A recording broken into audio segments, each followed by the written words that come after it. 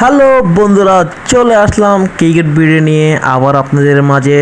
আর আজকের এই মাঠটি হচ্ছে পিসিসি স্পোর্ট এরিয়া মাঠ। আর এই মাঠটির লোকেশন হচ্ছে দেওয়ানাট সুপারিপাড়া। যারা ক্রিকেট প্রেমী আছেন আশা করি সবাই এই মাঠটি চিনেন, আর যারা চিনেন না তাদের জন্য তো লোকেশন বলেই দেওয়া আছে। আর আমরা এই মাঠে এসে সবচেয়ে বিরক্তকর পরিবেশে পড়ে গেলাম, সেটা টস।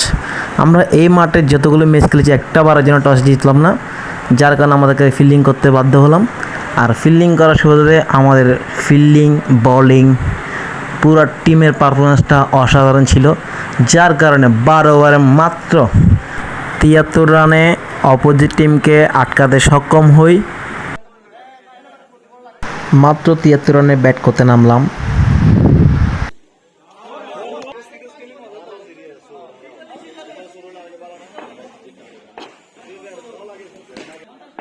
ব্যাটসম্যান সানিফ অসাধারণ একটি শট। সানিফ আউট হয়ে যাওয়ার পর রানা অসাধারণ একটি শট।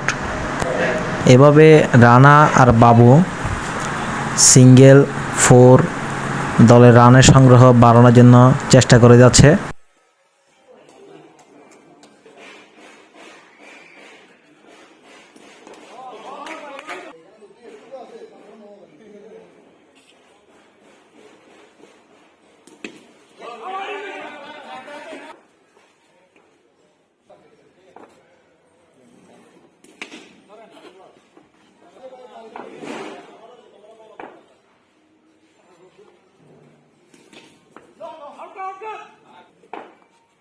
বাবু রানা দুইজনেই ভালো খেলছে। বাবুর অসাধারণ একটি শট। এভাবেই বাবু রানা দলকে এগিয়ে নেওয়ার চেষ্টায় ব্যাটিং করছে। বাবুর একটি রিক্সি শট বোল্ড হয়ে আউট হয়ে গেলেন। রানা আর নতুন ব্যাটসম্যান আরিফ দুইজনে দায়িত্ব নিয়ে ব্যাটিং করছেন।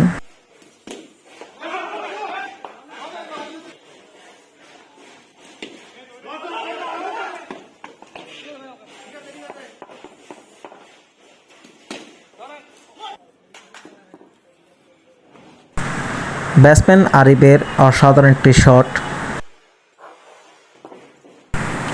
পরের বলে আবার একটি দারুণ শট, আর পরপর দুই বলে দুইটা বাউন্ডারি আরিফের ব্যাট থেকে। রানা আরিফ দুইজনেই ভালো খেলছে। একটি ভুল সিদ্ধান্তে রান আউট আরিফ। নতুন ব্যাটসম্যান হিসেবে সৈকত রানার সাথে সাপোর্ট দেওয়ার জন্য মাঠে নেমেছে। সৈকত রানা দুইজনেই দেখে শুনে খেলছেন। রানা খুব দায়িত্ব নিয়ে ব্যাটিং করছে। শেষ মুহূর্তে 1 ওভারে 8 রান প্রয়োজন। অসাধারণ একটি শট সৈকতের ব্যাট থেকে, আর 4টি রান প্রয়োজন। আর সৈকত আবারও একটি 4 মেরে দলকে জিতিয়ে দিলেন। আজকের মতো এখান থেকেই বিদায় নিলাম। আবারও দেখা হবে অন্য কোনো ভিডিওতে।